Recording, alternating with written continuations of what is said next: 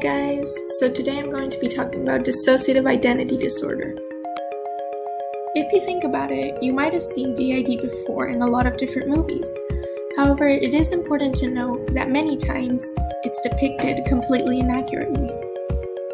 Dissociative identity disorder can be characterized by having two or more distinct people, each with his or her own identity and personality, that alternately take control over a person. DID is the most severe on a spectrum of dissociative disorders. If we think about it, we all experience dissociation, a mental state of disconnection. However, the difference is that we can snap out of it, while for people with dissociative disorders, this can happen so often and intensely that it can actually interfere with normal functioning. Dissociative disorders develop as a coping mechanism to severe and continuous trauma. In 90% of cases of DID, they involve prolonged neglect or emotional, physical, or sexual abuse during childhood. Children are especially susceptible to dissociating in order to avoid trauma. So what are the symptoms of DID according to the DSM-5?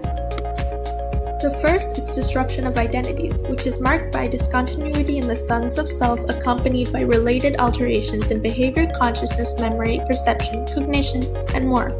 In covert DID, many people feel depersonalized and impulses that are not their own. In overt, they assume two different identities. These identities are sometimes referred to as alters and are created by what you needed in the moment of trauma. It is important to remember that these are different identities. They can have different age, gender, memories, preferences, names, and even psychobiological differences, such as with vision and heart rate. Alters can be grouped into apparently normal parts, which manage everyday life, and emotional parts, which hold traumatic memory. Some common types of alters are the hosts, which fronts for the biggest percentage of time, persecutors, which act in a harmful defensive way, caretakers, which take care of alters, and littles, which are childlike alters. Another symptom of DID is recurring gaps of memory loss.